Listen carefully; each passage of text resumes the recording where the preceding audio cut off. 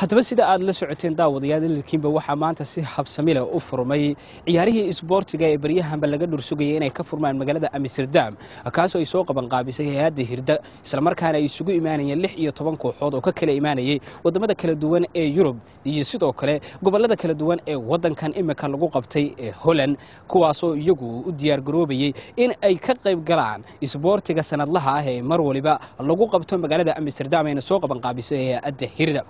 isboortiga intii uusan furmin oo ciyaaraha 16 kooxood ay isugu yimid goobtaasi loo bilaabin ciyaarihii sida tooska ay isugu arkayeen ayaa waxa laga hormariyay dood yar oo ku saabsan sida Soomaalida ay ugu haboon tahay in ay iska dhaxgal ku sameyn karaan qowmiyadaha ama ummadaha kale ay kula nool yihiin wadamada Yurub tusaale marka loo soo qaatana wadanka Netherlands ay Soomaali badan ku nooshahay in badan ay ka hayaameen wadamo badan u wareegeen sida ugu sahlan ay Soomaalida loogu baahnaan karo inay dhaxgalaan bulshada qaybaheeda kala duwan ciyaarahan oo ka furmay garoonka la yiraahdo magaciisa Sport Holland Sud oo ku yaala magaalada Amsterdam ee xaruntu ah wadanka Netherlands ayaa waxay si xiiso leh uga bilaabatay gudaha garoonka waxana garoonkani oo iyagu isla markaa ay soo buux dhaafiyeen dhammaan babahdii isboortiga ay ka kala yimid qaaradda Yurub ay guda galeen sidii ay isku arki lahaayeen isku aadka kooxihii iyagu ku aadanaa bal inay maalinta hore ee ciyaaraha ay isku arkaan iyadoo sidoo kalena maalinta bariya loo madlan yahay inay kooxaha qaarkood iyaguna is arkaan isla markaana isla maalinta bariya la soo afmeeri doono garoonka wuxuu ahaa mid isagu xiiso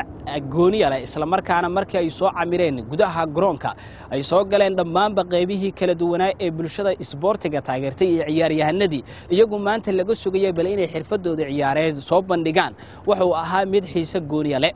waxana wariyahana Cabdinaasir Zola oo isagu ah wariye dhinaca isboortiga telefishinka Universal u qaabilsan oo arrimahaas ka xog wareystay qaar kamid ah soo qaban qaabiyaashii barnaamijkan isboortiga 16 kooxood ay isugu imaanayeen oo ay kamid tahay Faaduma Maxamed Faarax agaasimaha hay'adda Hirda iyo sidoo kale madaxa telefishinka Universal dhinaca isboortiga u qaabilsan Master Biriq oo isaguna kaga yimid ka qaybgalka barnaamijkan wadanka Ingiriiska tournament inta bilaaban waxa la qabtay debate oo ah integration discussion uu sameeyay maartay waxa la wixii loo baahan yahay future-ka waa lagu guuleystay dad fara badan ayaa ka qayb galay runtii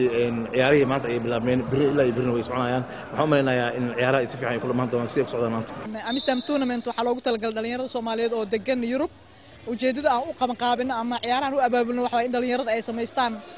network ama ay isku xirmaan isbartaan si macnaha ay iyaga isku caawiyaan oo uga hadlaan problemada wadamada ay ka imaadeen Captain Shash ka waran qaabka ciyaaraha maanta ay ku furmeen iyo waxa uu isboortiga maanta furmay uu ka bedeli karo hanaanka isboortiga ee Soomaalida Yurub ku nool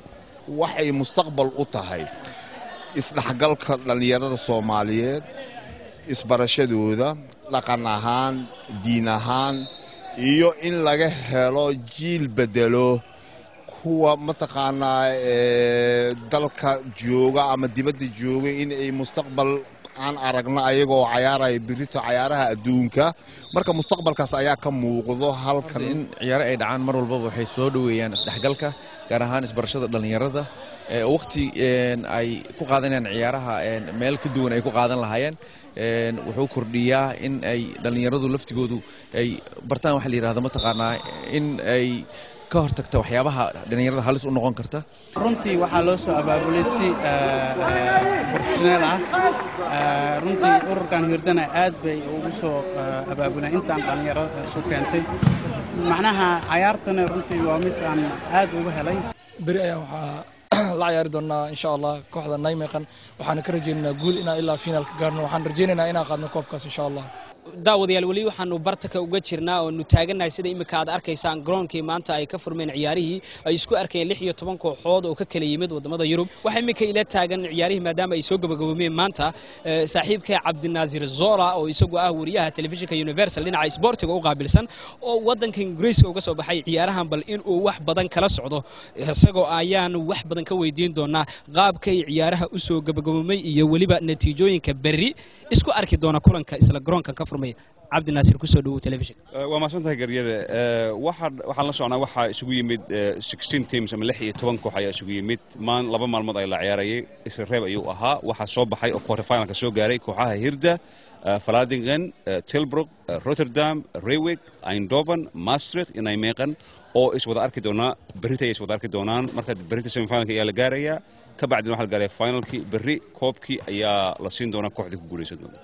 ciyaarahan oo sanadkii bisha ugu dambaysa lagu qabto caasimadda waddanka Netherland ee Amsterdam ayaa wuxuu sanadkan u noqonayaa sanadkii shanaad oo si xiriir loogu qabto garoonka weyn ee maantaba idinkaga soo tabaynayna ee lagu magacaabo Sporting Haaland Soode ay ku yaala caasimadda waddanka Netherland waxna ciyaaruhu ay socon doonaan ilaa maalinta bariya oo si rasmi ah loo heli doono natiijada kooxda ugu dambaysa ee hanata koobka maanta yaala garoonka weyn ee ku yaala caasimadda waddanka Netherland telefishinka Universal oo had iyo jeer aad uga barateen inuu idin soo tabiyo isboortiga Soomaalida meel kasta ay dunida ka joogaan iyo sidoo kale dhacdooyinka caadiga ee la xiriira Soomaalida wuxuu idin ballan qaadayaa inuu idin soo gudbin doono natiijada ugu dambaysa ee ka soo bixi doonta ciyaaraha ilaa maanta ilaa bari ka socon doona garoonka weyn ee ku yaala caasimadda waddanka Netherland Abdulla Ibrahim Garyare Universal TV Amsterdam